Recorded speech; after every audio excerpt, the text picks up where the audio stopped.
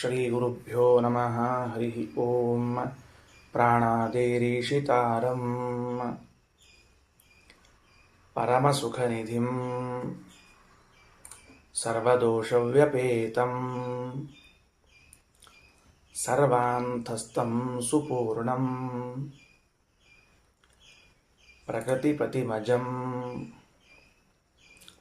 ಸರ್ವಬಾಹ್ಯಂ ಸುನಿತ್ಯಂ ಸರ್ವಜ್ಞಂ ಸರ್ವಶಕ್ತಿಂ ಸುರಮುನಿಮನುಜಾದ್ಯೈಃ ಸದಾ ಸೇವ್ಯಮಾನಂ ವಿಷ್ಣುಂ ವಂದೇ ಸದಾಹಂ ಸಕಲಜಗದನಾದ್ಯಂತ ಆನಂದದಂ ತಂ. ಶ್ರೀ ಗುರುಭ್ಯೋ ನಮಃ. ತ್ರೀಣಿ ಆತ್ಮನೇ ಅಕುರುತ ಅಂತನ್ನುವ ಮಂತ್ರಕ್ಕೆ ವ್ಯಾಖ್ಯಾನವನ್ನು ಮಾಡ್ತಾ ಇದ್ದಾರೆ ಆಚಾರ್ಯರು. ಉಪನಿಷತ್ತು ತನ್ನ ವಾಕ್ಯಗಳಿಗೆ ತಾನೇ ವ್ಯಾಖ್ಯಾನವನ್ನು ತೋರಿಸ್ತಾ ಬರ್ತಾ ಇದೆ. ತನ್ನ ವಾಕ್ಯಗಳಿಗೆ ತಾನೇ ವ್ಯಾಖ್ಯಾನವನ್ನು ತೋರಿಸ್ತಾ ಬಂದಿರುವಾಗ ಯಾರ್ಯಾರು ಯಾವ ಯಾವ ಪದಾರ್ಥಗಳಿಗೆ ಅಭಿಮಾನಿಗಳು ಅಂತ ಹೇಳ್ತಾ, ಮನಸ್ಸಿಗೆ ಬ್ರಹ್ಮದೇವರು, ಮಾತಿಗೆ ಸರಸ್ವತಿ ದೇವಿಯರು, ಪ್ರಾಣಕ್ಕೆ ಮುಖ್ಯ ಪ್ರಾಣದೇವರು ಅಂತ ಅಭಿಮಾನಿಗಳನ್ನು ಹೇಳಿ ಆದರು. ಅದು ಆದ ಮೇಲೆ ಈ ಮನೋಭಿಮಾನಿಗಳಾದ ಬ್ರಹ್ಮದೇವರು ಹಾಗೂ ವಾಗಭಿಮಾನಿಗಳಾದ ಸರಸ್ವತಿ ದೇವಿಯರ ಸಂಯೋಗದಿಂದಾಗಿ, ಮಿಥುನೀಭಾವದಿಂದಾಗಿ ಪ್ರಾಣದೇವರು ಅವರ ಮಕ್ಕಳಾಗಿ ಹುಟ್ಟಿ ಬಂದಿದ್ದಾರೆ. ಈ ಪ್ರಾಣದೇವರು ಎಂಥವರು ಅಂದರೆ ಮಹಾಸಮರ್ಥರು. ಸ ಇಂದ್ರ ಸ ಏಷೋ ಅಸಪತ್ನಃ, ಮಹಾಸಮರ್ಥರಾಗಿದ್ದಾರೆ ಅಂತ ಯಾಕೆ ಕರೀತೇವೆ ಅಂದರೆ, ಏನೋ ಪ್ರಶಂಸೆ ಮಾಡಬೇಕು ಅನ್ನೋದಕ್ಕಾಗಿ ಮಾಡಿದ್ದಲ್ಲ, ಕರೆದದ್ದಲ್ಲ. ಅವರಿಗೆ ಯಾರೂ ಶತ್ರುಗಳೇ ಇಲ್ಲ. ಯಾರೂ ಶತ್ರುಗಳೇ ಇಲ್ಲದೆ ಇದ್ದುದರಿಂದ ಮಹಾಸಮರ್ಥರು ಅಂತ ಕರೆಯಲ್ಪಡ್ತಾರೆ. ಅದು ಹೇಗೆ ಯಾರೂ ಶತ್ರುಗಳಿಲ್ಲ ಅಂತ ಕೇಳಿದ್ರೆ, ಅವರಿಗೆ ಸಮಾನರಾದವರು ಇನ್ನೊಬ್ಬರು ಇದ್ರೆ ಶತ್ರುಗಳಾಗಬೇಕು. ಅವರಿಗೆ ಸಮಾನರಾದವರು ಮತ್ತೊಬ್ಬರು ಇಲ್ಲವೇ ಇಲ್ಲವಾದದ್ದರಿಂದಾಗಿ ಶತ್ರುಗಳೇ ಇಲ್ಲ. ಇಷ್ಟು ಹೇಳಿದರು. ಇದಿಷ್ಟು ಆದ ಮೇಲೆ ಮುಂದೆ ಅಥ ಏತಸ್ಯ ಪ್ರಾಣಸ್ಯ ಆಪಃ ಶರೀರಂ ಜ್ಯೋತಿರೂಪಂ ಅಸೌ ಚಂದ್ರ. ಎರಡಿದೆ. ಏನು ಎರಡಿದೆ ಅಂದರೆ, ಪ್ರಾಣದೇವರ ಎರಡು ಶರೀರಗಳನ್ನು ನಮಗೆ ತಿಳಿಸಿಕೊಡ್ತಾ ಇದ್ದ. ಒಂದು ಮೊದಲನೆಯದ್ದು ಆಪಃ ಶರೀರಂ. ಈ ಪ್ರಾಣದೇವರಿಗೆ ಶರೀರ ಯಾವುದು ಅಂದರೆ ನೀರು. ಈ ನೀರೇ ಪ್ರಾಣದೇವರಿಗೆ ಶರೀರ ಎಂದು ಕರೆಸಿಕೊಳ್ಳುತ್ತದೆ. ಜ್ಯೋತಿರೂಪಂ ಅಸೌ ಚಂದ್ರ. ಈ ಚಂದ್ರ ಇದ್ದಾನಲ್ಲ, ಈ ಚಂದ್ರವೂ ಕೂಡ ವಾಯುದೇವರ ಮತ್ತೊಂದು ಪ್ರತಿಮಾ, ಮತ್ತೊಂದು ಶರೀರ.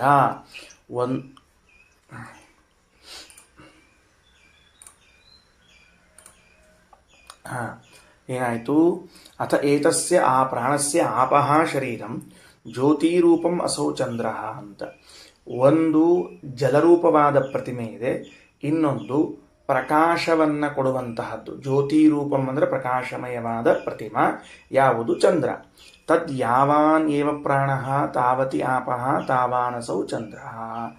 ಈ ವಾಯುದೇವರು ಇವೆರಡರಲ್ಲೂ ಇದ್ದದರಿಂದಾಗಿ ವಾಯುದೇವರ ಶರೀರ ಎಷ್ಟಿದೆ ಅಂತ ಕೇಳಿದ್ರೆ, ಅವರು ಎಲ್ಲಿಯವರೆಗೆ ವ್ಯಾಪಿಸಿಕೊಂಡಿದ್ದಾರೋ ಅಲ್ಲಿಯವರೆಗೂ ಈ ನೀರು ಮತ್ತು ಚಂದ್ರ ಎಂಬ ಎರಡೂ ಪ್ರತಿಮೆಗಳು ವ್ಯಾಪಿಸಿಕೊಂಡಿವೆ. ಯಾಕೆ? ಹಿಂದಕ್ಕೆ ನಿಯಮ ತಂದೀವಿ, ನಿಯಮ ಹೇಳಿದ್ದೇವೆ. ಅಭಿಮಾನಿ ವ್ಯಪದೇಶಸ್ತು ಅಂತನ್ನುವ ಸೂತ್ರದಲ್ಲಿ ವ್ಯಾಸರ ಸಿದ್ಧಾಂತ ಏನದ ಅಂತಂದ್ರೆ, ಅಭಿಮಾನಿ ದೇವತೆಗಳು ಅಭಿಮನ್ಯಮಾನವಾದ ವಸ್ತು ಇದ್ದಲ್ಲೆಲ್ಲ ಇರಬೇಕು ಅಂತ. ಹಂಗೆ ವಾಯುದೇವರು ಎಲ್ಲಿಯವರೆಗೆ ಇದ್ದಾರೋ ಅಲ್ಲಿಯವರೆಗೆ ಆಪಃ, ಎಲ್ಲಿಯವರೆಗೆ ವಾಯುದೇವರಿದ್ದಾರೆ ಅಲ್ಲಿಯವರೆಗೆ ಚಂದ್ರ ಅಂತ. ಅದರ ಅಳತೆ ಎಷ್ಟು ಅಂತ ತಿಳ್ಕೊಳ್ಬೇಕು. ಅಥ ಏತಸ್ಯ ಪ್ರಾಣಸ್ಯ ಆಪಃ ಶರೀರಂ ಜ್ಯೋತಿರೂಪಂ ಅಸೌ ಚಂದ್ರ ತದ್ ಯಾವಾನೇವ ಪ್ರಾಣ ತಾವತ್ಯಃ ಆಪಃ. ಎಲ್ಲಿಯವರೆಗೆ ಪ್ರಾಣದೇವರ ಪರಿಮಾಣ ಇದೆಯೋ ಅಲ್ಲಿಯವರೆಗೆ ಜಲ ಪರಿಮಾಣ ಇದೆ. ತಾವಾನಸೌ ಚಂದ್ರ, ಚಂದ್ರನು ಅಷ್ಟೇ ಇದ್ದಾನ ಅಂತ ತಿಳ್ಕೊಳ್ರಿ. ಇದಿಷ್ಟು ಒಂದು ಹೊಸ ರೂಪವನ್ನು ಹೇಳಿ ಮುಗಿಸಿದ ಮೇಲೆ ತೇ ಏತೆ ಸರ್ವೇ ಏವ ಸಮಾಹ. ಇಲ್ಲೊಂಚೂರು ಉಪನಿಷತ್ತು ಅವರ ಗುಣಗಳ ಬಗ್ಗೆ ಚಿಂತನೆಯನ್ನು ಮಾಡಲಿ ಪ್ರಾರಂಭ ಮಾಡ್ತದೆ. ಭಗವಂತನ ಅನ್ನವೆನಿಸಿಕೊಂಡಿರುವಂತಹ ಮನಸ್ಸು, ಮಾತು, ಪ್ರಾಣ ಬ್ರಹ್ಮ, ಸರಸ್ವತಿ, ವಾಯುದೇವರು ಈ ಮೂವರೇನಿದ್ದಾರೆ ಇವರು ಸರ್ವೇ ಏವ ಸಮಾಹ, ಎಲ್ಲರೂ ಸಮಾನರಾಗಿದ್ದಾರೆ. ಬಹಳ ಗಂಭೀರವಾದ ಅಂಶದ ವಿಚಾರ ಮಾಡಿಕೊಳ್ಳ್ರಿ. ಎಲ್ಲರೂ ಸಮಾನರಾಗಿದ್ದಾರೆ. ಸರ್ವೇ ಅನಂತಾಹ, ಎಲ್ಲರೂ ಅನಂತರಾಗಿದ್ದಾರೆ. ಯಾರೆಲ್ಲರೂ? ಭಾರತೀ ದೇವಿ, ಪ್ರಾಣದೇವರು, ಬ್ರಹ್ಮದೇವರು ಅನಂತರಾಗಿದ್ದಾರೆ. ಎಲ್ಲರೂ ಸಮಾನರಾಗಿದ್ದಾರೆ, ಎಲ್ಲರೂ ಅನಂತರಾಗಿದ್ದಾರೆ. ಸಯೋಹ ಏತಾನ್ ಅಂತವತಃ ಉಪಾಸ್ತೆ ಅಂತವಂತಂ ಸಲೋಕಂ ಜಯತಿ. ಒಂದು ವೇಳೆ ಯಾರಾದರೂ ಬ್ರಹ್ಮದೇವರನ್ನ, ಸರಸ್ವತೀ ದೇವಿಯನ್ನು, ಭಾರತೀ ದೇವಿಯನ್ನು ಉಪಾಸನಾ ಮಾಡ್ತಾ ಇರುವಾಗ ಅವರೇನು ಅನಂತ ಅಲ್ಲ, ಅವರು ಶಾಂತರೇ, ಅಂತವುಳ್ಳವರೇ ಎಂದು ಉಪಾಸನಾ ಮಾಡಿದರೆ ಅವನಿಗೆ ಎಂತಹ ಲೋಕಗಳ ಪ್ರಾಪ್ತಿಯಾಗುತ್ತದೆ ಅಂದರೆ ಅಂತವುಳ್ಳ ಲೋಕಗಳ ಪ್ರಾಪ್ತಿಯಾಗುತ್ತದೆ. ಯಾಕೆ ಹೀಗೆ ಅಂದರೆ ಅವನು ಉಪಾಸನಾ ಮಾಡಿದ್ದು ವಾಯುದೇವರನ್ನ, ಸರಸ್ವತಿ ಬ್ರಹ್ಮದೇವರನ್ನ ಅಂತವುಳ್ಳವರು ಅಂತ ಉಪಾಸನ ಮಾಡ್ಯಾನ. ಉಪಾಸನಾಕ್ಕನುಗುಣವಾಗಿ ಫಲ ಸಿಗಬೇಕಲ್ಲ, ಅದಕ್ಕೆ ಹಂಗೆ ಸಿಗ್ತದೆ. ಅತಃ ಯೋ ಅನಂತಾನ್ ಉಪಾಸ್ತೆ ಅನಂತಂ ಸಂಲೋಕ ಜಯತಿ. ಇಲ್ಲ, ಅವರು ಅನಂತರು ಅಂತ ತಿಳಿದುಕೊಂಡು ಯಾರಾದರೂ ಉಪಾಸನಾ ಮಾಡಿದರೆ ಅವರಿಗೆ ಅನಂತವಾದ ಲೋಕ ಪ್ರಾಪ್ತಿ ಉಂಟು. ಇಷ್ಟು ಉಪನಿಷತ್ತಿನಲ್ಲಿ ಸಾಮಾನ್ಯವಾಗಿ ನಮಗೆ ತಿಳಿದು ಬಂದದ್ದು. ಅಥ ಏತಸ್ಯ ಪ್ರಾಣಸ್ಯ ಆಪಃ ಶರೀರಂ ಜ್ಯೋತಿರೂಪಂ ಅಸೌ ಚಂದ್ರಃ ತದ್ಯಾವಾನೇವ ಪ್ರಾಣಃ ತಾವತ್ಯಃ ಆಪಃ ತಾವಾನಸೌ ಚಂದ್ರಃ ತೈತೆ ಸರ್ವೇ ಏವ ಸಮಾಹ ಸರ್ವೇ ಅನಂತಾಃ ಸಯೋಹ ಏತಾನಂತವತಃ ಉಪಾಸ್ತೆ ಅಂತವಂತಂ ಸಲೋಕಂ ಜಯತಿ. ಅತಃ ಯೋ ಏತಾನ್ ಅನಂತಂ ಉಪಾಸ್ತೆ ಅನಂತಾನ್ ಉಪಾಸ್ತೆ ಅನಂತಂ ಸಂಲೋಕಂ ಜಯತಿ. ಈಗ ಆ ಕೊನೆಯದು ಪ್ರಾಣದೇವರ ವಿಷಯವನ್ನು ಹೇಳಿ ಇಲ್ಲಿ ಉಪನಿಷತ್ತು ನಿಲ್ಲಿಸ್ತಾ ಇದೆ. ಪ್ರಾಣದೇವರಿಗೆ ನೀರೂ ಒಂದು ಶರೀರ, ಚಂದ್ರನೂ ಒಂದು ಶರೀರ. ಪ್ರಾಣದೇವರ ವ್ಯಾಪ್ತಿ ಪರಿಮಾಣ ಎಷ್ಟಿದೆಯೋ ಅಷ್ಟು ನೀರಿದೆ, ಚಂದ್ರನಿದ್ದಾನೆ. ಇದನ್ನು ಪ್ರಾಣದೇವರದನ್ನು ಮುಗಿಸಿದ ಮೇಲೆ ಇವರೆಲ್ಲರೂ ಕೂಡ ಸಮಾನರಾಗಿದ್ದಾರೆ, ಅನಂತರಾಗಿದ್ದಾರೆ. ಪರಸ್ಪರ ಸಮಾನರಾಗಿರುವ ಇವರು ಹಾಗೂ ಅನಂತರಾಗಿರುವ ಇವರನ್ನು ಅಂತವುಳ್ಳವರು ಎಂದು ಯಾರಾದರೂ ಉಪಾಸನೆ ಮಾಡಿದರೆ ಅವರಿಗೆ ನಾಶವಾಗುವ ನಶ್ವರವಾದ ಲೋಕಗಳ ಪ್ರಾಪ್ತಿಯಾಗ್ತದೆ. ಇನ್ನು ಒಂದು ವೇಳೆ ಇವರು ಅನಂತರಾಗಿದ್ದಾರೆ ಎಂದು ಉಪಾಸನೆಯನ್ನು ಮಾಡಿದರೆ ಅನಂತವಾದ ನಾಶರಹಿತವಾದ ಲೋಕಗಳು ಇವರಿಗೆ ಸಿಗುತ್ತವೆ ಎಂದು ಅರ್ಥ ಮಾಡಿಕೊಳ್ಳಬೇಕು. ಆಚಾರ್ಯರ ಪ್ರಶ್ನೆ: ಹೌದು, ನೀವು ವಾಯುದೇವರು, ಬ್ರಹ್ಮದೇವರು, ಸರಸ್ವತಿ ದೇವಿಯರು ಸಮಾನರು ಅಂತ ಹೇಳಿಬಿಟ್ರಿ. ಸಮಾನರು ಅಂತ ಅನ್ನೋದು ಯಾವ ಅಭಿಪ್ರಾಯದಲ್ಲಿ ಸಮಾನತ್ವವನ್ನು ಹೇಳಿದ್ದೀರಿ ಅನ್ನೋದೊಂದು ಪ್ರಶ್ನೆ ಬರ್ತದೆ. ಎರಡನೇದ್ದು ಅನಂತಾಹ ಅಂತಂತೀರಿ. ಈಗ ಅಲ್ಲಿ ಹಿಂದೆ ಸಮ ಅಂದಿರಿ, ಈಗ ಅನಂತ ಅನ್ಲಿಕ್ಕೆ. ಈ ಅನಂತ ಶಬ್ದದ ಅರ್ಥ ಏನು ಮಾಡಬೇಕು? ಗುಣಗಳಿಂದ ಅನಂತ ಅಂತಂತೀರೋ ಅಥವಾ ದೇಶದಿಂದ ಅನಂತ ಅಂತಂತೀರೋ?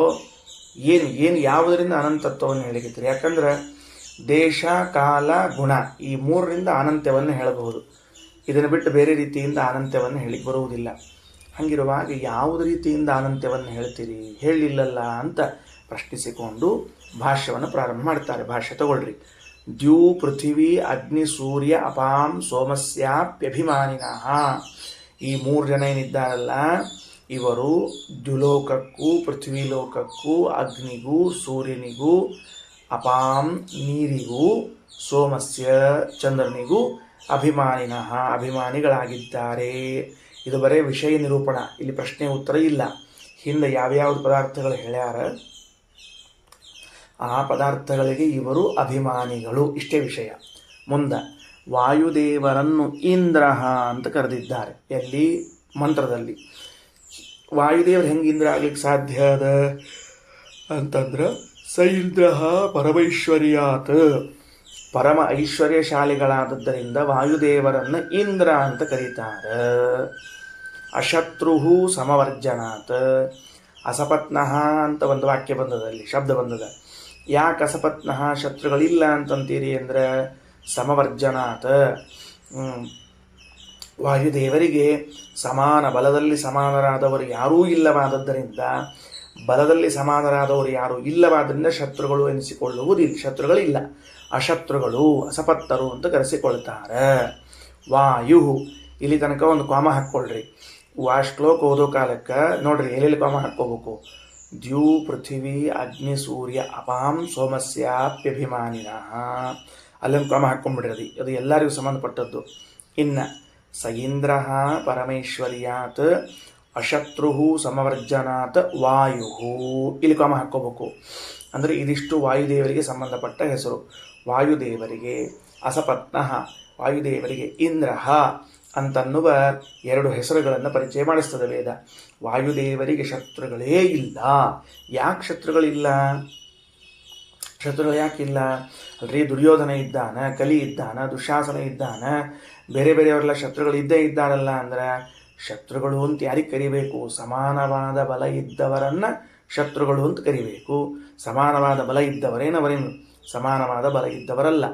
ಲೋಕದಲ್ಲಿ ಔಪಚಾರಿಕವಾಗಿ ಅವರನ್ನು ಶತ್ರು ಅಂತ ಕರೆದಿದ್ದಾರೆ. ವಾಸ್ತವದಲ್ಲಿ ವಾಯುದೇವರಿಗೆ ಸಮಾನವಾದ ಬಲವುಳ್ಳಂತಹ ವ್ಯಕ್ತಿಗಳು ಇಲ್ಲವಾದ್ದರಿಂದ ಅಸಪತ್ನಃ, ಶತ್ರುಗಳಿಲ್ಲ ಅಂತ ಅರ್ಥ ಮಾಡಬೇಕು. ಇಂದ್ರ ಅಂತ ಅರ್ಥ ಮಾಡ್ಯಾರಲ್ಲ, ವಾಯುದೇವರನ್ನು ಕರೆದಿದ್ದಾರಲ್ಲ. ಇಂದ ಅಂದರೆ ಪರಮೇಶ್ವರಶಾಲಿಗಳು, ಮಹಾಸಮರ್ಥರು. ಪರಮೇಶ್ವರಶಾಲಿಗಳು ಅಂದರೆ ಮಹಾಸಮರ್ಥರು ಅಂತ ಅರ್ಥ.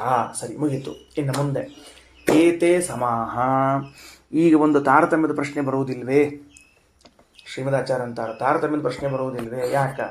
ಉಪನಿಷತ್ತು ಇವರೆಲ್ಲರೂ ಸಮಾನರು ಅಂತ ಹೇಳಿಗತ್ತದ. ಇವರೆಲ್ಲರೂ ಸಮಾನರು ಅಂದರೆ ವಾಯುದೇವರು ಬ್ರಹ್ಮದೇವರು ಕಥಂಚಿತ್ ಸಮ ಅಂತ ಹೇಳ್ಬೋದು. ಎಸ್, ಒಪ್ಕೋಣಂತ. ಬ್ರಹ್ಮಪತ್ನಿಯಾದ ಸರಸ್ವತಿ ಬ್ರಹ್ಮದೇವರಿಗಿಂತಲೂ ಕಡಿಮೆ ಇದ್ದಾಳೆ, ವಾಯುದೇವರಿಗಿಂತಲೂ ಅಧಮಳಾಗಿದ್ದಾಳೆ. ಹೀಗಿರುವಾಗ ಸರಸ್ವತಿಯನ್ನ ವಾಯು ಮತ್ತು ಬ್ರಹ್ಮ ಸಮಾನಳು ಅಂತ ಕರೆಯುವುದು ಹೇಗೆ? ಯಾವ ಅಭಿಪ್ರಾಯ ಇಟ್ಕೊಂಡು ಕರೀತಾ ಇದ್ದೀರಿ? ಯಾಕಂದ್ರೆ ತಾರತಮ್ಯ ಹೊಂದಂಗಿಲ್ಲ. ಹಂಗೆ ನೀವೇನಾದರೂ ಮಾಡ್ಲಿಕ್ಕೆ ಹೋದ್ರಿ ಅಂದರೆ ಬ್ರಹ್ಮ ವಾಯು ಸರಸ್ವತಿ ಸಮಾನರು ಅಂತ ಹೇಳಿಬಿಟ್ರೆ ಅಲ್ರಿ, ಹೇಳಿಕೊಳ್ಳಿ ಬಿಡ್ರಿ, ನಿಮಗೇನು ತೊಂದರೆ ಅದ? ಯಾರು ಸಮಾಧಾನನಾಗಬೇಕು ಅಂದ್ರೆ ಶಾಸ್ತ್ರಗಳು ಪರಸ್ಪರ ವಿರುದ್ಧವಾದ ಹೇಳಿಕೆಗಳನ್ನು ಕೊಡುತ್ತದೆ ಅಂತ ಆಗ್ತದೆ. ಒಂದು ಕಡೆಗೆ ಬ್ರಹ್ಮ ಸರಸ್ವತಿಯರು ಉತ್ತಮ ಅಧಮರು ಅಂತ ಹೇಳಿ, ಇನ್ನೊಂದು ಕಡೆಗೆ ಬ್ರಹ್ಮ ಸರಸ್ವತಿಯರು ಸಮಾನರು ಅಂತ ಹೇಳಿಬಿಟ್ರೆ ಸ್ವವ್ಯಾಹತಿ, ತನ್ನ ಮಾತಿಗೆ ತಾನೇ ವಿರುದ್ಧವಾಗಿ ಹೇಳಿಕೊಂಡಂತೆ. ಆದ ಕಾರಣದಿಂದ ಹಂಗೆ ಹೇಳಬಾರ್ದು, ಅದನ್ನು ಹೊಂದಿಸ್ಬೇಕು. ಅದಕ್ಕೆ ಶ್ರೀಮದಾಚಾರ್ಯ ಅಂತಾರೆ ಏನು? ಸಮಾಹ ವ್ಯಾಪ್ತೌ. ಯಾವುದರಲ್ಲಿ ಸಮ ಅಂತ ಹೇಳ್ತೀವಿ ಅಂದರೆ ವ್ಯಾಪ್ತಿಯಲ್ಲಿ. ವ್ಯಾಪ್ತಿ ಅಂದರೆ ದೇಶತಃ ವ್ಯಾಪ್ತಿ ಅಂತ ಅರ್ಥ. ಬರೆದಿಟ್ಕೊಳ್ರಿ. ದೇಶದಿಂದ ಬ್ರಹ್ಮ ವಾಯು ಸರಸ್ವತಿಯರಿಗೆ ದೇಶತಃ ಸಮಾನವಾದ ವ್ಯಾಪ್ತಿ ಉಂಟು. ಏನಾಯ್ತು? ವಾಯುರೇತೆ ಸಮಾವ್ಯಾಪ್ತವು ದೇಶತಃ ಸಮಾನವಾದ ವ್ಯಾಪ್ತಿ ಉಳ್ಳವರಾಗಿದ್ದಾರೆ. ಅಂದ್ರೆ ಭಾರತಿ ಸರಸ್ವತಿ, ಈಗ ಅವ್ರು ಕೇಳಿದ್ರು ಅನ್ನೋದಕ್ಕೆ ಒಂದು ಪ್ರಾಸಂಗಿಕವಾಗಿ ಹೇಳ್ತಿದ್ದೀನಿ. ಇಲ್ಲಿ ಉಲ್ಲೇಖ ಇಲ್ಲ. ಭಾರತೀ ದೇವಿಯರಾಗಲಿ ಸರಸ್ವತಿ ದೇವಿಯರಾಗಲಿ ಬ್ರಹ್ಮವಾಯುಗಳಾಗಲಿ ಇವರು ದೇಶತಃ ಸಮಾನರಾಗಿದ್ದಾರೆ. ಹೀಗೆ ಒಪ್ಪಬಹುದು. ಒಪ್ಪಿದರೆ ಯಾವ ಬಾಧಕವೂ ಇಲ್ಲ ಅಂತ ನನ್ನ ವೈಯಕ್ತಿಕ ಅಭಿಪ್ರಾಯ. ಯಾಕ ಅಂತಂದ್ರೆ ಲಕ್ಷ್ಮೀದೇವಿಗೂ ಕೂಡ ನಾವು ಭಗವಂತನ ಜೊತೆಗೆ ದೇಶತಃ ಸಮಾನವಾದ ವ್ಯಾಪ್ತಿಯನ್ನು ಒಪ್ಪಿದ್ದೇವೆ. ದೇಶತಃ ಕಾಲತಃ ಲಕ್ಷ್ಮೀದೇವಿ ಭಗವಂತನಿಗೆ ಸಮಾನವಾದ ವ್ಯಾಪ್ತಿ ಉಳ್ಳವಳು ಅಂತ. ಗುಣತಃ ವ್ಯಾಪ್ತಿ ಇಲ್ಲವೇ ಇಲ್ಲ ಅಂತನ್ನೋದು ಸಿದ್ಧದ. ಹಂಗ ಭಾರತೀ ಸರಸ್ವತಿಯರು ಬ್ರಹ್ಮವಾಯುಗಳ ಜೊತೆಗೆ ದೇಶತಃ ಸಮಾನವಾದ ವ್ಯಾಪ್ತಿ ಉಳ್ಳವರಾಗಿದ್ದಾರೆ. ಗುಣದಿಂದ ಅಂತ ಪ್ರಶ್ನೆ ಬಂದರೆ ಉತ್ತರ ಕೊಡ್ತಾರೆ. ಬ್ರಹ್ಮೇರವು ಗುಣತೋಧಿಕೌ. ಬ್ರಹ್ಮೇರವು ಅದಲ್ಲ, ಅಲ್ಲಿ ಹೆಂಗೆ ಬಿಡಿಸ್ಬೇಕು? ಬ್ರಹ್ಮ ಪ್ಲಸ್ ಈರ ಅಂತ ಬಿಡಿಸ್ಬೇಕು. ಈರ ಶಬ್ದಕ್ಕೆ ಸಮೀರ ವಾಯುದೇವರು ಅಂತ ಅರ್ಥ. ಬ್ರಹ್ಮ ಮತ್ತು ಈರ ಇವರಿಬ್ಬರು ಗುಣತಃ ಅಧಿಕೌ, ಸರಸ್ವತೀ ದೇವಿಗಿಂತಲೂ ಗುಣದಿಂದ ಅಧಿಕರಾಗಿದ್ದಾರೆ. ಸರಸ್ವತೀ ದೇವಿಗಿಂತಲೂ ಗುಣದಿಂದ ಅಧಿಕರಾಗಿದ್ದಾರೆ. ಅನಂತಶ್ಚ ಗುಣಾಹ್ಯೇಷಾಂ ಅನ್ಯಜೀವ ವ್ಯಪೇಕ್ಷಯ. ಈಗ ಅನಂತಾಹ ಶಬ್ದ ಹೇಳಿದ್ರಲ್ಲ, ಈಗ ಮತ್ತು ಅದರಿಂದ ದೇಶತಃ ವ್ಯಾಪ್ತಿ ತಗೊಳ್ಳಿಕ್ಕೆ ಬರುವುದಿಲ್ಲ. ದೇಶತಃ ಕಾಲತಃ ಗುಣತಃ ಅನಂತ್ಯವನ್ನು ಹೇಳಬೇಕು. ದೇಶತಃ ವ್ಯಾಪ್ತರಾಗಿದ್ದಾರೆ ಅನಂತ ಇದ್ದಾರೆ ಅಂತ ಹೇಳಿಬಿಟ್ರಿ. ಇನ್ನು ತಗೊಳ್ಳೋದೇನು? ಗುಣತಃ ಅನಂತ ಅಂತೆ ತಗೋಬೇಕು. ಕಾಲತಃ ಅನಂತ ತಗೊಳ್ಳೋದ್ರಾಗ ಏನು ಸ್ವಾರಸ್ಯ ಇಲ್ಲ. ಯಾಕೆ? ನಾವು ಕಾಲತಃ ಅನಂತರೇ. ನಾವೇನು ಕಾಲತಃ ಅನಂತರಲ್ಲಿ ಜೀವರು ಕೂಡ ಕಾಲತಃ ಅನಂತರೇ. ಭಗವಂತನ ಜೊತೆಗಿದ್ದೀವಿ. ವಾಯುದೇವರ ಜೊತೆಗಿದ್ದೀವಿ ಅಂದ ಮೇಲೆ ಗುಣತಃ ಅನಂತ್ಯವನ್ನು ಹೇಳಬೇಕು. ಗುಣತಃ ಅನಂತ್ಯವನ್ನು ಹೇಳಿದಾಗ ಏನು ಸಮಸ್ಯೆ ಆಗ್ತದೆ ಅಂದರೆ, ಭಗವಂತ ಗುಣತಃ ಅನಂತ, ಬ್ರಹ್ಮವಾಯುಗಳು ಗುಣತಃ ಅನಂತ, ಸರಸ್ವತಿ ದೇವಿ ಬರಲಿಲ್ಲ. ಯಾಕಂದರೆ ಸರಸ್ವತಿ ದೇವಿಗಿಂತಲೂ ಬ್ರಹ್ಮವಾಯುಗಳು ಗುಣದಿಂದ ಅಧಿಕರು ಅಂತ ಹಿಂದಿನ ವಾಕ್ಯದ ಹೇಳಿಬಿಟ್ಟು. ಹಾಗಿರುವಾಗ ಈ ಅನಂತಹ ಅನ್ನೋ ಶಬ್ದಕ್ಕೆ ಗುಣತಃ ಅನಂತ ಅಂತಂದರೆ ಸಿದ್ಧಾಂತ ವಿರೋಧ. ಉಪನಿಷತ್ತನ್ನು ಹೆಂಗೆ ಅರ್ಥ ಮಾಡಬೇಕು ನೋಡ್ರಿ. ತಯೇತೆ ಸರ್ವೇ ಏವ ಸಮಾಹ ಸರ್ವೇ ಅನಂತಾಹ ಅಂತ 2 ವಾಕ್ಯಗಳ ವಿವರಣೆ ಕೊಡ್ಲಿಕ್ಕತ್ತಾರ. ತಯೇತೆ ಸರ್ವೇ ಏವ ಸಮಾಹ, ಇವರು ಮೂವರು ಸಮಾನರು ಅಂತನ್ನೋ ಶಬ್ದಕ್ಕೆ ಪರಸ್ಪರ ಗುಣದಲ್ಲಿ ಸಮಾನರಲ್ಲ, ದೇಶತಃ ವ್ಯಾಪ್ತಿಯಲ್ಲಿ ಸಮಾನರಾಗಿದ್ದಾರೆ, ಗುಣಗಳಿಂದ ಉತ್ತಮ ಅಧಮರಾಗಿದ್ದಾರೆ.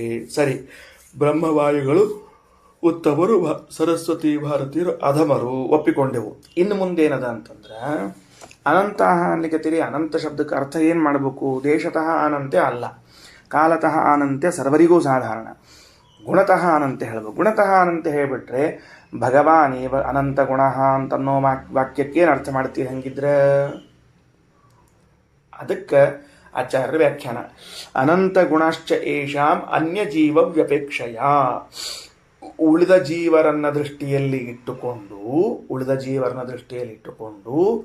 ಅನಂತ ಗುಣ ಉಳ್ಳವರು ಅಂತ ಅಂದದ್ದೇ ಹೊರತಾಗಿ ಭಗವಂತನ ಹಾಗೆ ನಿರವಧಿಕವಾದ ಅನಂತ ಗುಣ ಉಳ್ಳವರು ಎನ್ನೋ ಅಭಿಪ್ರಾಯದಲ್ಲಿ ಹೇಳಿಲ್ಲ. ನನ್ನ ದೃಷ್ಟಿಯಿಂದ ವಾಯುದೇವರಲ್ಲಿ ಎಷ್ಟು ಗುಣ ಅವ? ಅನಂತ ಗುಣ ಅವ. ರುದ್ರದೇವರ ದೃಷ್ಟಿಯಲ್ಲಿ ವಾಯುದೇವರು ಎಷ್ಟು ಅನಂತ ಗುಣ ಅವ. ಇಲ್ಲೂ ಕೂಡ ರಾಯರು, ರಘುತ್ತಮ ಸ್ವಾಮಿಗಳವರು ಇಬ್ಬರೂ ಸ್ಪಷ್ಟ ತಿಳಿಸ್ತಾರೆ, ಅನಂತ ಶಬ್ದಕ್ಕೆ ಬಹುಗುಣ ಅಂತ ಅರ್ಥ ಮಾಡಬೇಕೇ ಹೊರತಾಗಿ ಅನಂತ ಅನ್ನೋ ಶಬ್ದವನ್ನು ಅನಂತ ಅಂತ ಅನ್ನೋ ಅರ್ಥದಲ್ಲಿ ತಗೊಳ್ಬಾರದು. ಯಾಕೆ? ಶಾಸ್ತ್ರ ವಿರೋಧ ಬರ್ತದೆ, ಉಳಿದ ಶಾಸ್ತ್ರಗಳಿಗೆ ವಿರೋಧ ಬರ್ತದೆ. ಅದಕ್ಕೆ ಬರ್ಕೊಂಡಿಟ್ಕೊಳ್ರಿ, ಅನಂತ ಗುಣ ಅಂತನ್ನೋ ಶಬ್ದದಲ್ಲಿ ಬಹುಗುಣ ಅಂತನ್ನೋ ಅರ್ಥ ಬರ್ಕೊಳ್ರಿ. ಕೆಳಗೆ ಭಾಷೆದಲ್ಲಿ ಅನಂತಾಶ್ಚ ಗುಣಾಹ್ಯೇಷ ಅನ್ಯಜೀವ ವ್ಯಪೇಕ್ಷೆಯ ಅಂತದಲ್ಲ, ಅಲ್ಲಿ ಅನಂತಾಹ ಅನ್ನೋ ಶಬ್ದಕ್ಕೆ ಈಸಿಕೊಲ್ಟು ಹಾಕ್ಕೊಂಡು ಬಹಳ ಅಂತ ಬರ್ಕೊಂಡ್ರೆ ಸಾಕು. ಬಹಳ ಗುಣಗಳಿಂದ ಉತ್ತಮರಾಗಿದ್ದಾರೆ ಅಂತನೋ ಅರ್ಥ, ಅದಕ್ಕೆ ಬೇರೆ ಏನಿಲ್ಲ. ಅನಂತಾಶ್ಚ ಗುಣಾಹ್ಯೇಷ ಯಾವ ಅಭಿಪ್ರಾಯದಲ್ಲಿ? ಅನ್ಯಜೀವ ವ್ಯಪೇಕ್ಷೆಯ, ಉಳಿದ ಜೀವನ ದೃಷ್ಟಿಯಲ್ಲಿ ಇಟ್ಟುಕೊಂಡಾಗ. ತೇಭ್ಯೋಪ್ಯನಂತ ವಿಷ್ಣೋಸ್ತು ತೇಷಾಮೇವ ಉಪಾಸಕಃ. ಸರಿ, ತೇಭ್ಯೋಪಿ ಅವರಿಗಿಂತಲೂ ಅನಂತಾಹ ವಿಷ್ಣೋ ಭಗವಂತನ ಗುಣಗಳೇನಾಗ್ಯಾವ? ಅನಂತ ಆಗ್ಯಾವ. ಯಾರಿಗಿಂತ? ಬ್ರಹ್ಮವಾಯುಗಳಿಗಿಂತಲೂ ಅನಂತ ಗುಣ ಆಗ್ಯಾವ. ತೇಷಾಂ ಏವಂ ಉಪಾಸಕಃ, ಈ ಸರಸ್ವತೀ ದೇವಿಯರ, ಬ್ರಹ್ಮದೇವರ, ವಾಯುದೇವರ ಉಪಾಸನೆಯನ್ನು ಹಿಂಗೆ ಯಾರು ಮಾಡ್ತಾರೋ, ನಿತ್ಯ ಲೋಕೋಪಭೋಗಿ ಸ್ಯಾತ್ ಅನಿತ್ಯಸ್ಯ ಅನ್ಯಥಾ ಭವೇತ್. ನಿತ್ಯವಾದ ಲೋಕಗಳನ್ನು ಹೊಂದುತ್ತಾನೆ. ಒಂದು ವೇಳೆ ವಾಯು, ಸರಸ್ವತಿ, ಬ್ರಹ್ಮದೇವರು ಇವರು ಗುಣಗಳಿಂದ ಅನಿತ್ಯರು, ಅನಂತ ಅಲ್ಲ ಅಂತ ಹಿಂಗೆ ಉಪಾಸನ ಮಾಡಿದರೆ ಅಂತವಾದ ಲೋಕಗಳನ್ನು ಪಡೆಯುತ್ತಾನೆ. ಇಷ್ಟು ಮುಗಿಸಿದರು. ಸರಿ, ನಾವಿವತ್ತು ಬ್ರಹ್ಮವಾಯು ಸರಸ್ವತಿಯರ ಬಗ್ಗೆ ತಿಳಿದುಕೊಂಡ ಒಂದು ಅತ್ಯಪೂರ್ವವಾದ ಪ್ರಮೇಯ ಏನು ಅಂದರೆ, ಮೂವರು ದೇಶತಃ ಸಮಾನರು. ಮೊದಲನೆಯದ್ದು ಫಸ್ಟ್ ಕ್ಲಾಸ್ ಆಗಿ ಹೆಂಗೆ ಲಕ್ಷ್ಮೀದೇವಿ ಭಗವಂತನಿಗೆ ದೇಶತಃ ಸಮಾನರಾಗಿದ್ದಾಳೋ, ಹಂಗೆ ಭಾರತೀ ಸರಸ್ವತಿಯರು ಕೂಡ ಬ್ರಹ್ಮವಾಯುರಿಗೆ ದೇಶತಃ ಸಮಾನರಾಗಿದ್ದಾರೆ. ಎರಡನೇ ಅಂಶ, ಬ್ರಹ್ಮವಾಯುಗಳು ಗುಣದಲ್ಲಿ ಸಮಾನರಾಗಿದ್ದರೂ ಭಾರತೀ ದೇವಿ ಸರಸ್ವತಿ ದೇವಿಯರು ಕಡಿಮೆಯಾಗಿದ್ದಾರೆ. ಮೂರನೇದ್ದು, ಬ್ರಹ್ಮವಾಯುಗಳಲ್ಲಿರುವ ಗುಣಗಳು ಎಷ್ಟವ ಅಂತ ಹೇಳಿದರೆ ನಾವು ಹಿಂಗೊಂದು ವಾಕ್ಯ ಪ್ರಯೋಗ ಮಾಡಿದರೆ ತಪ್ಪೆನಿಸುವುದಿಲ್ಲ. ಏನು? ಅನ್ಯ ಜೀವರಾಶಿಗಳಿಗಿಂತಲೂ ಅನಂತ ಗುಣವುಳ್ಳವರಾಗಿದ್ದಾರೆ ಅಂತ ಪ್ರಯೋಗ ಮಾಡಿದರೆ ಶಾಸ್ತ್ರೀಯ ದೃಷ್ಟಿಯಲ್ಲಿ ಯಾವ ದೋಷವೂ ಇಲ್ಲ. ಅಷ್ಟು ಗುಣಭರಿತರಾಗಿದ್ದಾರೆ. ಇಂಥವರನ್ನ ಪರಮಾತ್ಮ ತ್ರೀಣ್ಯಾತ್ಮನೇ ಅಕುರುತ ಮನೋವಾಚಂ ಪ್ರಾಣಮಿತಿ, ತನ್ನ ಅನ್ನಕ್ಕೆ ಅಭಿಮಾನಿಗಳನ್ನಾಗಿ ಮಾಡಿಕೊಂಡಿದ್ದಾನೆ, ಅಥವಾ ಅವರಿಂದ ಅಭಿಮನ್ಯಮಾನವಾದದ್ದನ್ನು ತನ್ನ ಅನ್ನವನ್ನಾಗಿ ಮಾಡಿಕೊಂಡಿದ್ದಾನೆ. ಮುಂದಿನ ಭಾಗದಲ್ಲಿ ಸ ಏಷ ಸಂವತ್ಸರ ಪ್ರಜಾಪತಿ ಷೋಡಶಕಲಃ, ಈ ವಾಯುದೇವರ ವಿಷಯವನ್ನು ಮುಂದುವರಿಸಲಿಕ್ಕತ್ತಾರೆ. ಏನು ವಾಯುದೇವರ ವಿಷಯ ಮುಂದುವರಿಸಲಿಕ್ಕತ್ತಾರೆ? ಚಂದ್ರ ಎನ್ನುವುದು ವಾಯುದೇವರ ಪ್ರತಿಮೆ ಎನಿಸಿದೆ ಅಂತ ಬಂತಲ್ಲ, ಅಲ್ಲೊಂಚೂರು ಚರ್ಚೆ ಮಾಡೋಣ ಅಂತ ಇಟ್ಕೊಂಡು ಹೇಳಲಿಕ್ಕೆ ಹೊರಟಾರೀಗ. ಏನು ಚಂದ್ರ, ಏನು ವಾಯುದೇವರ ಪ್ರತಿಮೆ ಅದ, ಎಲ್ಲಿ ವಿಷಯ ಹೊರಟದ ಅಂತ ನೋಡ್ರಿ. ಏನು ಅಂದರೆ ಸಯೇಷಃ ಸಂವತ್ಸರ, ಈ ವಾಯುದೇವರಿಗೆ ಸಂವತ್ಸರವೆಂದು ಹೆಸರು. ಏನು ಹೆಸರು? ಸಂವತ್ಸರವೆಂದು. ಯಾಕೆ ಹಿಂದೆ ಬಂದದ? ಬ್ರಹ್ಮದೇವರಿಗೆ ಸಂವತ್ಸರ ಅಂತನ್ನೋ ಹೆಸರನ್ನು ಹಿಂದೆ ಓದಿದ್ವಿ. ಮತ್ತು ಇಲ್ಲೂ ಕೂಡ ವಾಯುದೇವರಿಗೆ ಸಂವತ್ಸರ ಅಂತ ಹೆಸರದ ಅಂತ ಓದಲಿಕ್ಕತ್ತೀವಿ. ಇರಲಿ.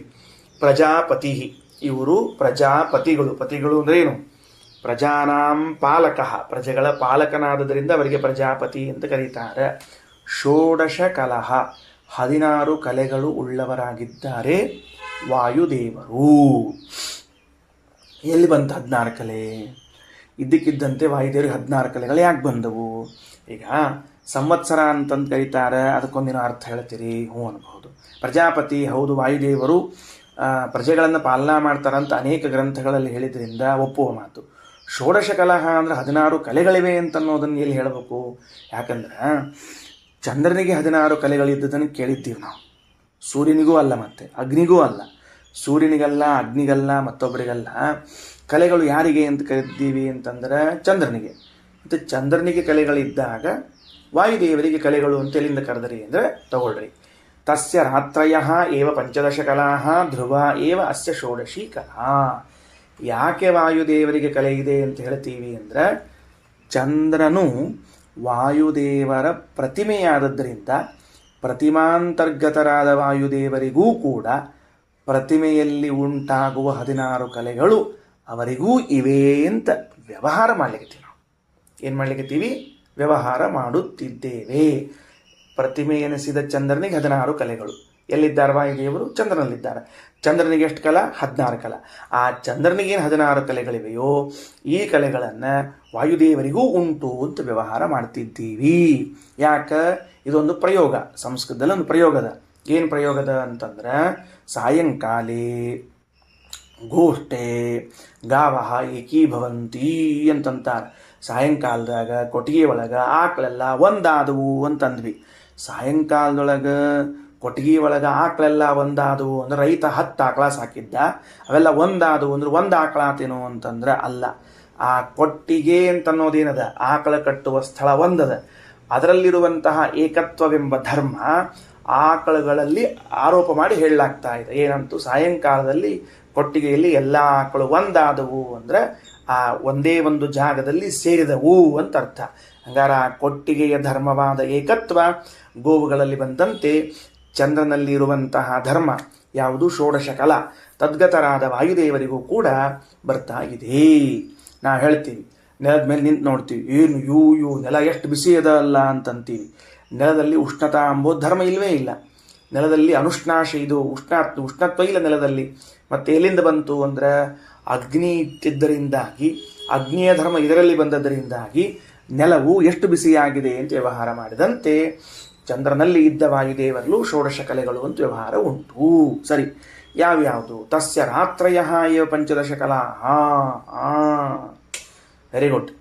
ಅವೇನು? ಶುಕ್ಲ ಪಕ್ಷ ಕೃಷ್ಣ ಪಕ್ಷಗಳಲ್ಲಿ 15 ಕಲೆಗಳು ಬಂದು ಹೋಗುತ್ತವೆಯಲ್ಲ, ಅವುಗಳೇ ಕಲೆಗಳು ಅಂತ ಕರೆಸಿಕೊಳ್ಳುತ್ತದೆ. ಅಂದರೆ ಶುಕ್ಲ ಪಕ್ಷದಲ್ಲಿ ಚಂದ್ರನ ಒಂದೊಂದು ಭಾಗ, ಒಂದೊಂದು ಅಂಶಗಳು ಪೂರ್ಣ ಆಗ್ತಾ ಹೋಗ್ತದೆ, ಅದನ್ನು ಮತ್ತು ಕಲಾ ಅಂತ ಕರೀತಾರೆ. ಕೃಷ್ಣ ಪಕ್ಷದಲ್ಲಿ ಒಂದೊಂದೇ ಅಂಶಗಳು ಕಡಿಮೆ ಆಗ್ತಾ ಹೋಗ್ತದೆ, ಅದನ್ನು ಕಲಾ ಅಂತ ಕರೀತಾರೆ. ಹಿಂಗ ಕ್ಷಯ ಹಾಗೂ ವೃದ್ಧಿಗಳು ಉಂಟು ಕಲದಲ್ಲಿ. ತಸ್ಯ ರಾತ್ರಯ ಏವ 15 ಕಲಾ. ಆ 15 ಕಲೆಗಳಿಗೂ ರಾತ್ರಿ ರಾತ್ರಿ ಅಂತ ಹೆಸರದ. ಅಂದ್ರೆ ಪ್ರತಿಪದ ಆತು, ದ್ವಿತೀಯ ಆತು ಅಂದ್ರೆ ರಾತ್ರಿ ಹೋತು ಅಂದ್ರೆ ಒಂದು ಕಲೆ ಶುಕ್ಲ ಪಕ್ಷದಲ್ಲಿ ಆದ್ರೆ ಬರ್ತದೆ, ಕೃಷ್ಣ ಪಕ್ಷದಲ್ಲಿ ಆದ್ರೆ ಒಂದು ಕಲೆ ಹೋಗ್ತದೆ. ಇಷ್ಟು ವ್ಯವಸ್ಥೆ. ಒಂದು ಕಲೆ ಬರುವುದು, ಒಂದು ಕಲೆ ಹೋಗುವುದು. ಇನ್ನು ಧ್ರುವ ಏವ ಅಸ್ಯ ಷೋಡಶಿ ಕಲಾ.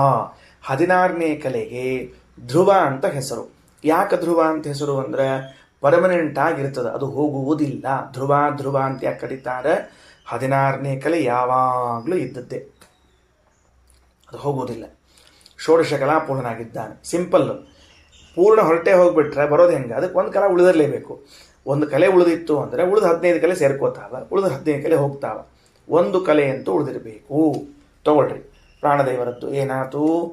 ಸಯೇಷ ಸಂವತ್ಸರ ಪ್ರಜಾಪತಿ ಷೋಡಶ ಕಲಾ. ಈ ಚಂದ್ರಾಂತರ್ಗತರಾದ ವಾಯುದೇವರಿಗೆ ಸಂವತ್ಸರ ಎಂದು ಹೆಸರು, ಪ್ರಜಾಪತಿ ಅಂತ ಹೆಸರು, ಷೋಡಶ ಕಲಹ ಅಂತ ಹೆಸರು, 16 ಕಲೆಗಳುಳ್ಳವರು. ಈ 16 ಕಲೆಗಳು ಎಲ್ಲಿಂದ ಬಂದವು? ತಸ್ಯ ರಾತ್ರಯ ಏವ ಪಂಚದಶ ಕಲಾಗ, ರಾತ್ರಿಗಳೇ 15 ಕಲೆಗಳು.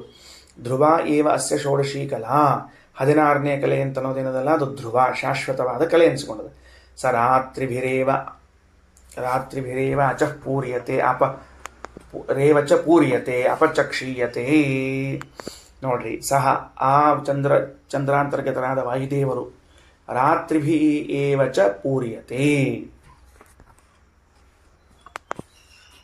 ಆ ರಾತ್ರಿಗಳಿಂದ ಪೂರ್ಣ ಆಗ್ತಾ ಹೋಗ್ತಾರೆ. ಏನಾಗ್ತಾರೆ? ರಾತ್ರಿಗಳಿಂದ ಏನಾಗ್ತಾರೆ? ಪೂರ್ಣ ಆಗ್ತಾ ಹೋಗ್ತಾರೆ. ಇನ್ನು ಅಪಚಕ್ಷೀಯತೆ, ಆ ಕಲೆಗಳಿಂದಲೇ ಕ್ಷಯಗೊಳ್ತಾರೆ. ಶುಕ್ಲಪಕ್ಷ, ಕೃಷ್ಣಪಕ್ಷ. ಸೊ ಅಮಾವಾಸ್ಯಾಂ ರಾತ್ರಿ ಮೇತಯ ಷೋಡಶ್ಯಾ ಕಲೆಯ ಸರ್ವಮಿದಂ ಪ್ರಾಣಭೃತನು ಭವಿಷ್ಯ ತತಃ ಪ್ರಾತರ್ಜಾಯತೆ. ಒಂದು ಸ್ವಾರಸ್ಯ, ಅಮಾವಾಸ್ಯೆ ವಿಷಯವನ್ನು ಹೇಳ್ತೀವಿ. ಈಗ ಹುಣ್ಣಿಮೆ ಸಮಸ್ಯೆ ಇಲ್ಲ, ಬೆಳಕೋತ ಹೋಗ್ಬಿಟ್ರೆ ಅಂಬೋದು ಗೊತ್ತಾಗ್ಬಿಡ್ತದೆ. ಅಮಾವಾಸ್ಯ ದಿವಸ ಏನೂ ಉಳ್ಕೊಂಡಿರಂಗಿಲ್ಲ, ಒಂದೇ ಒಂದು ಕಲೆ ಉಳ್ಕೊಂಡಿರ್ತದೆ. ಅವಾಗ ಅವ್ರು ಎಲ್ಲಿರ್ತಾರೆ ಅಂತ ಕೇಳಿದ್ರೆ, ಅಮಾವಾಸ್ಯೆ ರಾತ್ರಿಯಲ್ಲಿ ಸೋ ಅಮಾವಾಸ್ಯಾಂ ರಾತ್ರಿಂ, ಅಮಾವಾಸ್ಯೆ ದಿವಸ ರಾತ್ರಿಯಲ್ಲಿ ಏತಯ ಷೋಡಶ್ಯ ಕಲೆಯ, ಈ 16ನೇ ಕಲೆಯಿಂದ ಸರ್ವಮಿದಂ ಪ್ರಾಣಭೃತ, ಜಗತ್ತಿನಲ್ಲಿರುವಂತಹ ಎಲ್ಲ ಪ್ರಾಣಿಗಳಲ್ಲೂ ಪ್ರವೇಶ ಮಾಡಿ, ತತಃ ಪ್ರಾತರ್ಜಾಯತೆ, ಆಮೇಲೆ ಬೆಳಗ್ಗೆ ಪಾಡ್ಯ ದಿವಸ ಮತ್ತೊಂದು ಕಲೆಯಿಂದ ಕೂಡಿಕೊಂಡು ಹೊರಗೆ ಬರ್ತಾರೆ.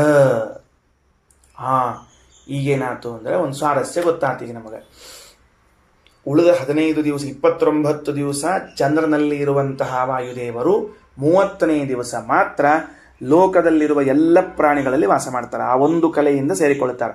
ಅಂದರೆ ಇವತ್ತು ಅಮಾವಾಸ್ಯ ಇದ್ದರೆ ಇವತ್ತು ರಾತ್ರಿ ಪ್ರಾಣದೇವರು ನಮ್ಮೆಲ್ಲರಲ್ಲಿ ಬಂದು ಸೇರಿಕೊಂಡಿರ್ತಾರೆ. ದ್ವಿತೀಯ ಪ್ರತಿಪದಾ ಹೊತ್ತಿಗೆ ಮತ್ತೆ ಚಂದ್ರನಲ್ಲಿ ಸೇರಿಕೊಂಡು ಇನ್ನೊಂದು ಕಲೆಯನ್ನು ತೆಗೆದುಕೊಂಡು ಮತ್ತೆ ಪ್ರಾರಂಭ ಆಗ್ತದೆ. ಇದು ಪ್ರತಿ ಅಮಾವಾಸ್ಯೆ ದಿವಸ ವಾಯುದೇವರು ಎಲ್ಲ ಪ್ರಾಣಿಗಳಲ್ಲಿ ಇರುವಂಥ ವ್ಯವಸ್ಥೆ ಆಗ್ತದೆ. ತಸ್ಮಾದೇತಾಂ ರಾತ್ರಿಂ ಪ್ರಾಣಭೃತಃ ಪ್ರಾಣಂ ನ ವಿಚ್ಛಿಂದ್ಯಾತ್ ಅಪಿ ಕೃಕಲಾಸಸ್ಯ ಏತಸ್ಯ ಏವ ದೇವತಾ ಅಪಚಿತ್ಯೈ. ಭಾರಿ ಆಶ್ಚರ್ಯ. ಆದುದರಿಂದ ಅಮಾವಾಸ್ಯ ದಿವಸ ಯಾವ ಪ್ರಾಣಿಗಳ ಹಿಂಸೆಯನ್ನು ಮಾಡಬಾರದು, ಯಾವ ಪ್ರಾಣಿ ಹಿಂಸೆಯನ್ನು ಮಾಡಬಾರದು. ಎಲ್ಲ ಪ್ರಾಣಿಗಳಲ್ಲೂ ವಾಯುದೇವರ ಸನ್ನಿಧಾನ ಭರ್ಪೂರ್ ಇರ್ತದೆ, ಮಹಾಪೂರ್ ಇರ್ತದೆ. ಮಹಾಪೂರ್ ಭರ್ಪೂರ್ ಇದ್ದಾಗ ಅಮಾವಾಸ್ಯ ದಿವಸ ಯಾವ ಪ್ರಾಣಿ ಹಿಂಸೆಯನ್ನು ಮಾಡತಕ್ಕದ್ದಲ್ಲ. ಯದ್ಯಪಿ ಯಾವ ಪ್ರಾಣಿಯನ್ನು ಕೊಂದ್ರೆ ದೋಷ ಬರಂಗಿಲ್ಲ ಅಂತದ ಗೊತ್ತೇನು ಶಾಸ್ತ್ರದಲ್ಲಿ?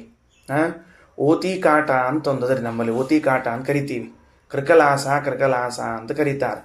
ಈ ಕೃಕಲಾಸ ಅಂತ ಅನ್ನೋದಿನದಲ್ಲ, ಈ ಓತಿಕಾಟ, ಇದನ್ನು ಕೊಂದ್ರೂ ಪಾಪ ಇಲ್ಲ, ಅಂಥ ಮಹಾದೋಷ ಏನಿಲ್ಲ, ದೋಷ ಕೊಲ್ಲಬಹುದು ಅಂತ ಶಾಸ್ತ್ರದಲ್ಲಿ ಹೇಳಿದಂತೆ. ಹಿಡ್ಕೊಂಡು ಕೊಲ್ಲೋದಲ್ಲ, ಅಕಸ್ಮಾತ್ತಾಗೇನೋ ಆಗಿ ಸತ್ತರೆ ಕೊಂದರೆ ಅಂತ ಅರ್ಥ. ಅಂತಹದ್ದನ್ನೂ ಕೂಡ ಅವತ್ತಿನ ದಿವಸ ಕೊಲ್ಲಬಾರ್ದು ಅಂತದ, ಗೊತ್ತಾಯ್ತಾ? ಅಂತಹ ದಿವಸ ಏನು ಮಾಡಬಾರ್ದು? ಅವತ್ತಿನ ದಿವಸ ಕೊಲ್ಲಬಾರ್ದು. ಯಾಕೆ ನೋಡ್ರಿ, ವಿಚಿತ್ರದ. ಹಾವು, ಚೋಳು ಇವುಗಳನ್ನು ಲೋಕದಲ್ಲಿ ಕೊಲ್ತಾರೆ ಭಾಳ. ಅಂದರೆ ಜಿರಡೆ ಕೊಲ್ತೀವಿ. ಓತಿ ಕಾಟದ ಬಗ್ಗೆ ನಮ್ಮ ಕಲ್ಪನಾ ಇಲ್ಲ. ಶ್ರೀಮದಾಚಾರ್ಯರು ಓತಿ ಕಾಟದ ಬಗ್ಗೆ ಒಂದು ಮಾತು ಹೇಳ್ತಾರೆ. ಅದೇನು ಮಾಡ್ತದೆ? ಓತಿ ಕಾಟ ಎಂಬುದು ಕ್ಷಣ ಕ್ಷಣಕ್ಕೆ ಬಣ್ಣವನ್ನು ಬದಲಾಯಿಸ್ಕೊಳ್ತಾ ಹೋಗ್ತಿರ್ತದೆ. ಹೌದು ಅಲ್ಲೋ? ಅದು ಕೃಕಲಾಸ, ಊಸುರವಳ್ಳಿ ಅಂತ ಕರಿತೀವಿ. ಅದಕ್ಕೆ ಇನ್ನೊಂದು ಶಬ್ದ. ಅದು ಹೆಂಗೆ ಅಂದರೆ, ಯಾವ ಗಿಡದ ಮೇಲೆ ಹೋಗ್ತದೋ ಆ ಬಣ್ಣ, ಎಲೆ ಮೇಲೆ ಹೋದ್ರೆ ಎಲೆ ಬಣ್ಣ, ಮತ್ತೊಂದು ಮೇಲೆ ಹೋದ್ರೆ ಮತ್ತೊಂದು ಬಣ್ಣ. ಅದಕ್ಕೆ ಶ್ರೀಮದಾಚಾರ್ಯ ಅಂತಾರೆ, ಹಿಂಗೆ ಕ್ಷಣ ಕ್ಷಣಕ್ಕೆ ಬಣ್ಣ ಬದಲಾಯಿಸುವಂತೆ ಇದೆಯಲ್ಲ ಅದು. ಅದು ಯಾಕೆ ಹಂಗಾಗ್ಯದ ಅಂದ್ಕೊಂಡಿರಿ ಅಂತ. ಯಾಕೆ ಹಂಗಾಗ್ಯದ ಅಂತಂದರೆ, ಅದರಲ್ಲಿ ಕಲಿಯ ಆವೇಶ ಇಷ್ಟು ವಿಶೇಷ ಅದ ಅಂತ. ಕಲಿಯ ಆವೇಶ ಎಷ್ಟದ ಅಂತಂದ್ರೆ, ಅದು ಕ್ಷಣ ಕ್ಷಣಕ್ಕೆ ರೂಪವನ್ನು ಬದಲಾಯಿಸ್ತದಂಥದ್ದು.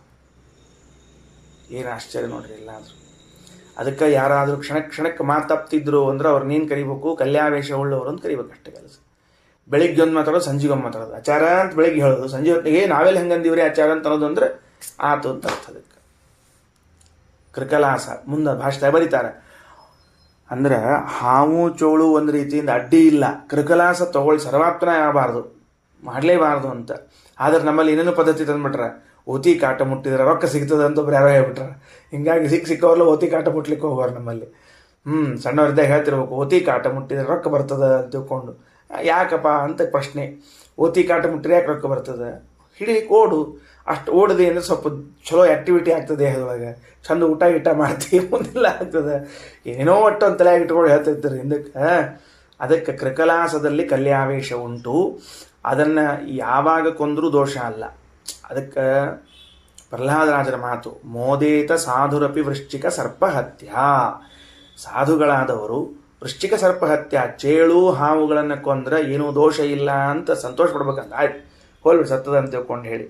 ಆದರೆ ಕೃಕಲಾಸವನ್ನು ಕೊಂದರೂ ದೋಷ ಇಲ್ಲ. ಇಂಥದ್ದು ಅಮಾವಾಸ್ಯ ದಿವಸ ಆ ಕೃಕಲಾಸವನ್ನು ಹೊಂದಬಾರ್ದು. ಯಾಕೆ?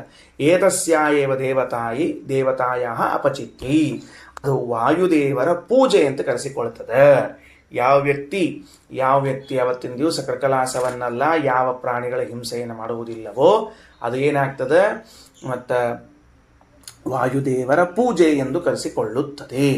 ತಗೊಳ್ರಿ, ಭಾಷ್ಯದ ಮುಗಿಸ್ಬೋಣಂತ.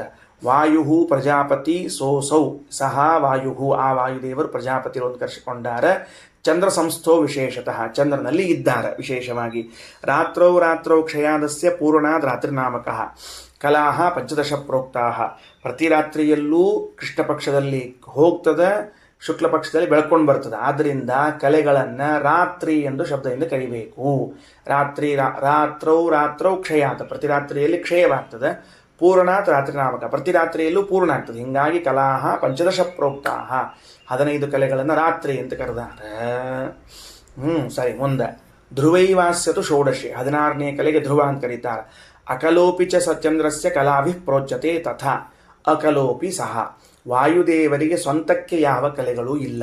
ಆದರೆ ಚಂದ್ರಸ್ಯ ಕಲಾಭಿ, ಚಂದ್ರನಲ್ಲಿ ಇದ್ದದ್ದರಿಂದ ಚಂದ್ರನ ಕಲೆಗಳನ್ನು ನೋಡಿ ವಾಯುದೇವರಿಗೂ ಕಲೆಗಳಿವೆ ಅಂತ ವ್ಯವಹಾರವನ್ನು ಮಾಡ್ತೀವಿ. ಇನ್ನು ಅಮಾವಾಸ್ಯಾಂ ಯಥೋ ರಾತ್ರೋ ಪ್ರಾಣಭೃತ್ಸು ಅವಸ್ಥಿತ. ಆ ವಾಯುದೇವರು ಅಮಾವಾಸ್ಯ ದಿವಸ ಚಂದ್ರನಲ್ಲಿ, ಅದು ಏನಾದ ಅಮಾವಾಸ್ಯ ರಾತ್ರಿ ಎಲ್ಲ ಪ್ರಾಣಿಗಳಲ್ಲಿ ವಾಸ ಮಾಡ್ತಾರೆ. ಸರಿ ಆಯ್ತಾ? ಕಲ್ಯಾವೇಶಾದಲ್ಪದೋಷ ಕೃಕಲಾಸ ವಧೋಪಿ ಸನ್. ಕಲ್ಯಾವೇಶ ಇದ್ದದರಿಂದಾಗಿ ಏನೋ ಕಲ್ಯಾವೇಶ ಇರುವುದರಿಂದಾಗಿ ಯಾರಿಗೆ, ಅವನಿಗಲ್ಲ, ಕೊಲ್ಲೋನಿಗಲ್ಲ. ಇದರೊಳಗೆ ಕೃಕಲಾಸದಲ್ಲಿ ಕಲ್ಯಾವೇಶಾತ್ ಅಲ್ಪದೋಷ ಕೃಕಲಾಸವದ ಸನ್ನಪಿ, ಏನು ಮಹಾಪಾಪ ಬರುವುದಿಲ್ಲ, ಅಲ್ಪದೋಷ ನಡೀತದೆ. ಆದರೆ ತಸ್ಯಾಂ ರಾತ್ರೋ ಮಹಾದೋಷ. ಅಮಾವಾಸ್ಯ ದಿವಸ ಏನಾದರೂ ಅದನ್ನು ಹೊಡೆದ್ರೆ ಮಹಾದೋಷ. ಯಾಕೆ? ದೇವತಾವೇಶತೋ ಭವೇತ, ವಾಯುದೇವರ ಆವೇಶ ಇರ್ತದೆ. ಆದ್ದರಿಂದ ಅಮಾವಾಸ್ಯ ದಿವಸ ಪ್ರಾಣಿ ಹತ್ಯೆ ಮಾಡಬಾರದು. ವಾಯು ಸಂವತ್ಸರ ಪ್ರೋಕ್ತೋ ವತ್ಸೋ ವಿಷ್ಣುರಸೌ ಯತಃ ಸಮ್ಯಗೇವ ರತಿಂ ಯಾತಿ. ವಾಯುದೇವರಿಗೆ ಸಂವತ್ಸರ ಅಂತ ಯಾಕೆ ಕರೆದಿದ್ದಾರೆ? ವಾಯು ಸಂವತ್ಸರ ಪ್ರೋಕ್ತಃ, ವತ್ಸೋ ವಿಷ್ಣು ಅಸೌ ಯತಃ. ಯಾಕೆ ಅಂದರೆ ಭಗವಂತನ ಮಗನಾಗಿದ್ದಾರೆ, ಆ ಕಾರಣದಿಂದಲೇನೆ ಸಂತೋಷದಿಂದಿರ್ತಾರೆ ಅನ್ನೋದಕ್ಕೆ ವಾಯುದೇವರಿಗೆ ಸಂವತ್ಸರ. ಹೆಂಗೆ ಬಿಡಿಸ್ಬೇಕು? ಸಂ ಚೆನ್ನಾಗಿ, ವತ್ಸ ಪ್ಲಸ್ ಸರ. ವತ್ಸ ಭಗವಂತನಿಗೆ ಮಗನಾಗಿದ್ದಾನೆ, ದೇವರಿಗೆ ಪುತ್ರನಾಗಿದ್ದಾರೆ ಅನ್ನೋ ಕಾರಣಕ್ಕೇನೆ ಇವರಿಗೊಂದು ಪರಮಾನಂದ ವಾಯುದೇವರಿಗೆ. ಆಹಾ, ನಾ ದೇವರ ಮಗ ಅಂತ ಒಂದು ಭಾರೀ ಆನಂದ. ಹಂಗೆ ದೇವರ ಮಗನಾದದ್ದಕ್ಕೆ ಭಾರೀ ಆನಂದ ಉಳ್ಳವರಾಗಿದ್ದಾರೆ ವಾಯುದೇವರು. ಅದಕ್ಕೆ ಅವರ ಹೆಸರು ಸಂವತ್ಸರ ಅಂತ ಕರೀತಾರೆ. ಶ್ರೀಕೃಷ್ಣಾರ್ಪಣಮಸ್ತು.